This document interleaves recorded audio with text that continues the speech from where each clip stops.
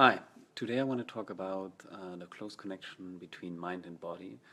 Um, I want to start with a story. A few years back, when I was working on my second startup, uh, we were bootstrapping, so we put our own money into the company, and there was a time where basically my bank account was just going down and down and down, and there was no clarity in where things were going. And so yeah, it was a very intense period. And one day I woke up with a numb arm, and I didn't think much about it. I thought maybe I slept on it, and so. But when I woke up every morning for a week with a numb arm, I thought, okay, maybe I should see a doctor.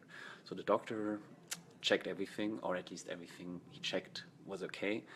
And at the end, he asked me, like, are you stressed? And I said, well, I have a company, we don't have funding yet, and yeah, it's a very intense period. And he said, well, you need to relax. You're stressed. It's your body's reaction. So for me, that was like a wake up call. I never believed in any of the psychosomatic stuff that basically when you're nervous, this can impact your body, but this made me kind of go through it myself. And my numbness, 2 months later, we secured our first angel investor, and so we got money, and my numbness was gone. My stress was, it was still an intense period, but I wasn't stressed anymore. I could sleep properly. Also, before that, I woke up every morning with my heart beating, like my chest kind of vibrating. So both a numb arm and a vibrating chest. And so it made me realize there's a really strong connection between your mind and body. And if you're not mentally feeling well, if you're unhappy, if you're stressed, if you're overwhelmed, things like burnout, these are actually physical exhaustion, because if your body is stressed, if your mind is stressed, your whole body kind of reflects upon it, and the worse it gets, the worse the symptoms, and you can really get seriously sick.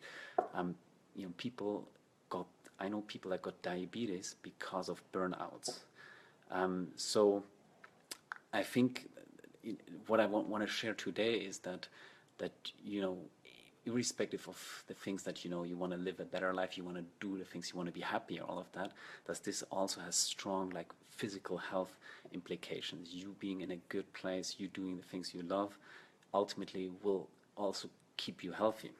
And it really, that connection works both ways. When you're sick, the more obvious ways, when you're sick, you kind of, it's hard to be happy, right? You're suffering.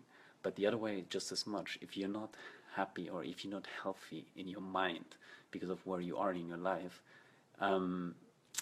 you basically also, your body will kind of reflect it. And the worse the situation is, the more you will get sick. So that's why it's even more important to kind of, find a place in the world where that makes you happy, and where you think you should be, because it will also will, your body will reflect it, and you can feel that transition once you move out from an unhappy place to a happier place, that you suddenly, you gain physical strength. Have a great day. See you soon.